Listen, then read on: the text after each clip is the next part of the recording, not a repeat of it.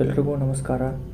ಕೇಂದ್ರ ಸರ್ಕಾರ ಉದ್ಯೋಗದಲ್ಲಿ ಮತ್ತೊಂದು ಭಾರತೀಯ ನೌಕಾಪಡೆ ಏನಿದೆ, ಭಾರತೀಯ ಇಂಡಿಯನ್ ನೇವಿ ಏನಿತ್ತಲ್ಲ, ಅದರೊಳಗೆ ಅಗ್ನಿವೀರ ಹುದ್ದೆಗಳು ಅಂತಕ್ಕಂಥದ್ದನ್ನು ಬಿಡುಗಡೆ ಮಾಡಿದ್ದಾರೆ.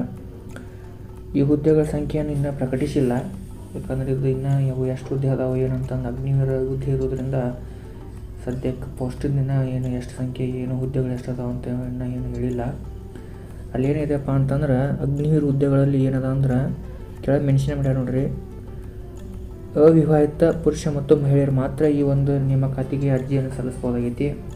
ಯಾರು ಈಗ ವಿವಾಹ ಆದವರು ಈ ಒಂದು ಹುದ್ದೆಗೆ ಅರ್ಜಿಯನ್ನು ಸಲ್ಲಿಸೋಕೆ ಸಾಧ್ಯ ಇಲ್ಲ. ಅಂದ್ರೆ ಅವರ ಇದು ಹುದ್ದೆಗೆ ಅಪ್ಲಿಕೇಶನ್ ಹಾಕೋಕೆ ಅವೈಲೇಬಲ್ ಇಲ್ಲ. ಇನ್ನು ಈ ಹುದ್ದೆಗೆ ವಿದ್ಯಾರ್ಹತೆ ಬಂದುಬಿಟ್ಟು ಅಗ್ನಿವೀರ್ MR ಅನ್ನುವಂಥ ಒಂದು ಹುದ್ದೆ ಏನೈತಪ್ಪ ಅಂತಂದ್ರೆ ಅಗ್ನಿವೀರ್ MR ಅನ್ನುವಂಥ ಹುದ್ದೆಗೆ 10ನೇ ತರಗತಿ ಪಾಸಾದ್ರೆ ಸಾಕು. ಅಗ್ನಿವೀರ್ MR ಅನ್ನುವಂಥ ಹುದ್ದೆಗೆ 10ನೇ ತರಗತಿ ಪಾಸಾದ್ರೆ ಸಾಕು. ಅಗ್ನಿವೀರ್ SSR ಅನ್ನುವಂಥ ಹುದ್ದೆಗೆ ಗಣಿತ ಮತ್ತು ಭೌತ ವಿಷಯಗಳೊಂದಿಗೆ 50% ಅಂಕಗಳನ್ನು ಹೊಂದಿ ದ್ವಿತೀಯ PUCಯಲ್ಲಿ ಪಾಸಾಗಿರ್ಬೇಕು. SSR ಹುದ್ದೆಗೆ ಗಣಿತ ಮತ್ತು ಭೌತ ವಿಷಯದೊಳೊಂದಿಗೆ 50% ಅಂಕಗಳನ್ನು ತೊಗೊಂಡು ಕಾಸ ದ್ವಿತೀಯ PUC ಪಾಸಾಗಿರ್ಬೇಕು. ಇಲ್ಲ ಅಂತಂದರೆ ಇಂಜಿನಿಯರಿಂಗ್ನಲ್ಲಿ 3 ವರ್ಷಗಳ ಡಿಪ್ಲೊಮೊ ಕೋರ್ಸ್ನಲ್ಲಿ 50ರಷ್ಟು ಅಂಕಗಳನ್ನು ತೆಗೆದುಕೊಂಡಿರ್ಬೇಕು. ಅಂದರೆ ಶೇಕಡ ಈಗ ಗಣಿತಕ್ಕೂ 50 ಮಾರ್ಕ್ಸ್ ತೊಗೊಂಡಿರ್ಬೇಕು, ಭೌತಶಾಸ್ತ್ರದೊಳಗೂ 50 ಮಾರ್ಕ್ಸ್ ತೊಗೊಂಡಿರ್ಬೇಕು, ಅಂದರೆ 50% ತೊಗೊಂಡಿರ್ಬೇಕು. ಇನ್ನು ಮತ್ತೊಂದು ಏನಪ್ಪ ಅಂತ 2 ವರ್ಷಗಳ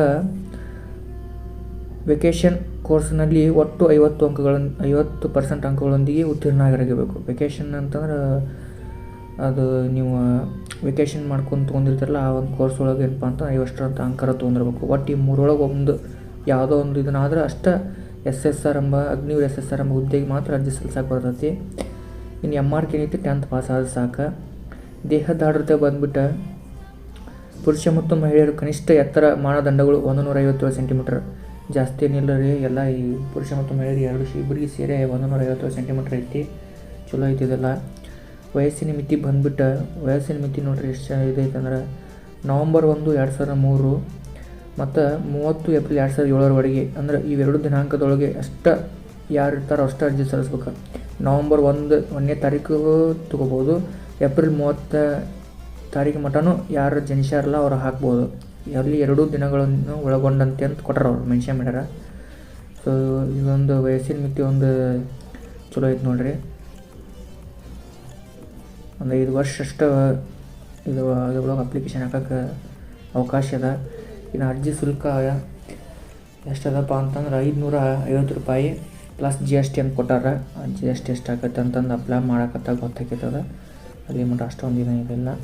ಇನ್ನು ಅರ್ಜಿ ಸಲ್ಲಿಸೋ ವಿಧಾನ ಏನಪ್ಪ ಅಂತಂದ್ರೆ ಆನ್ಲೈನು ವೆಬ್ಸೈಟ್ನಲ್ಲಿ ಏನಪ್ಪ ಅಂತ ಅರ್ಜಿ ಸಲ್ಲಿಸ್ಬೇಕು. ಅಂದ್ರೆ ಇದು ನೌಕಾಪಡೆ ಅವ್ರದ್ದು ಒಂದು ಹೊಸದೊಂದು ವೆಬ್ಸೈಟ್ ಮಾಡ್ಯಾರ. ಆ ವೆಬ್ಸೈಟಿಗೆ ಹೋಗಿ ಅದ್ರೊಳಗೆ ಹೋದ್ರೆ ಅಂದ್ರೆ ಹೆಂಗೆ ಅರ್ಜಿ ಸಲ್ಲಿಸ್ಬೇಕು, ಏನು ಮಾಡ್ಬೇಕು ಅಂತ ಅಲ್ಲಿ ಕೊಟ್ಟಾರ ಅವರು. ಅರ್ಜಿ ಸಲ್ಲಿಸಿ ಆದ್ಮ್ಯಾಗ ನೇಮಕಾತಿ ವಿಧಾನ ಹೆಂಗಿತ್ತಪ್ಪ ಅಂತಂದ್ರೆ ಪ್ರವೇಶ ಪರೀಕ್ಷೆ ನಡೆದ ನಂತರ ಅದರೊಳಗೆ ಅಂಕಗಳ ಆಧಾರ ಮೇಲೆ ಒಂದು ಚಾರ್ಟ್ ಲಿಸ್ಟ್ ಕೊಡ್ತಾರೆ. ಅದಾದ್ಮ್ಯಾಗ ಏನಪ್ಪ ಅಂತ ಸ್ಪರ್ಧಾತ್ಮಕ ಪರೀಕ್ಷೆ ಇರುತ್ತೆ. ಸ್ಪರ್ಧಾತ್ಮಕ ಪರೀಕ್ಷೆ ಆದ್ಮ್ಯಾಗ ಸಹಿಷ್ಣುತೆ ಮತ್ತು ದೇಹದಾಢ್ರತೆ ಪರೀಕ್ಷೆ. ಸಹಿಷ್ಣುತೆ ಅಂತಂದ್ರೆ ಇದು ಏನಪ್ಪ ಅಂತಂದ್ರೆ ನಮ್ಮನ್ನು ಮಾಕ್ ಟೆಸ್ಟ್ ಮೂಲಕ ಏನಪ್ಪ ಅಂತ ಆಯ್ಕೆ ಮಾಡ್ಕೋತಾರೆ. ದೇಹದಾಢ್ರತೆ ಫಿಸಿಕಲ್ ಟೆಸ್ಟ್, ಹೆಂಗಿದ್ರು ನಿಮ್ಗೆ ಗೊತ್ತೈತಿ ಇರತ್ತೆ. ಅರ್ಜಿ ಸಲ್ಲಿಸಲು ಪ್ರಾರಂಭವಾದ ದಿನಾಂಕ ಯಾವಪ್ಪ ಅಂತಂದ್ರೆ ಇದು ಮೇ 13ನೇ ತಾರೀಕು. ಮೇ 13ನೇ ತಾರೀಕು ಅರ್ಜಿ ಸಲ್ಲಿಸೋಕೆ ಪ್ರಾರಂಭ ಆಗೈತಿ. ಜಾಸ್ತಿ ದಿನ ಏನಿಲ್ಲಿದೆ, ಯಾಕಂದ್ರೆ ಭಾಳ ಕಡಿಮೆ ದಿನ ಕೊಟ್ಟಾನ ಇದ್ರೊಳಗೆ.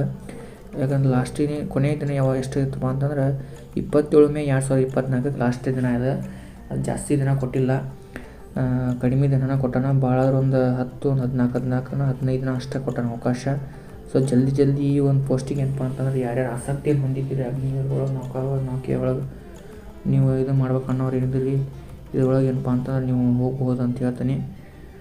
ಇನ್ನು ಏನಪ್ಪ ಅಂತಂದ್ರೆ ಅರ್ಜಿ ಸಲ್ಲಿಸುವ ವೆಬ್ಸೈಟ್ ಅಂದು ಏನಪ್ಪ ಅಂತಂದ್ರೆ www. ಕೆಳಗೆ ಕೊಟ್ಟಾರ ನೋಡ್ರಿ ಇಲ್ಲಿ, navy join Indian navy gov.in ಅಂತಂದು ಆ ಒಂದು ವೆಬ್ಸೈಟಿಗೆ ಹೋಗ್ರಿ. ಈ ಒಂದು ವೆಬ್ಸೈಟ್ ಒಳಗೆ ನೀವೇನೈತಪ್ಪ ಅಂತಂದ್ರೆ ಆನ್ಲೈನ್ ಮೂಲಕ ನಿಮ್ಮೊಂದು ಅರ್ಜಿಯನ್ನು ಸಲ್ಲಿಸಿ ಈ ಒಂದು ಹುದ್ದೆಯನ್ನು ತೊಗೋರಿ. ಮತ್ತು ಇನ್ನೊಂದು ಏನಪ್ಪ ಅಂತಂದ್ರೆ ಈ ಒಂದು ಹುದ್ದೆ ಜಾಸ್ತಿ ಚಲೋ ಐತಿ ಇದು. ಯಾಕಂದ್ರೆ ಹಂಗಿಂಗೇನು ಪೋಸ್ಟ್ ಅದು ಇದು ಅಂತೇನು ಇದು ಮಾಡೋಕೆ ಹೋಗ್ಬೇಡ್ರಿ, ಚಲೋ ಐತೆ ಹಂಗೆಲ್ಲ. ಆಪರ್ಚುನಿಟಿ ಸಿಗೋದು ಕಠಿಣ, ಅದ್ರಾಗೂ ಸೆಂಟ್ರಲ್ ಗೌರ್ಮೆಂಟ್ ಜಾಬ್.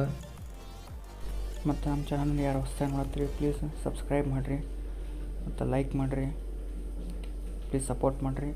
ಮತ್ತಷ್ಟು ವಿಡಿಯೋಗಳನ್ನು ಇದೇ ಥರ ನಾನು ನಿಮಗೆ ತಿಳಿಸ್ಕೊಡ್ತೀನಿ.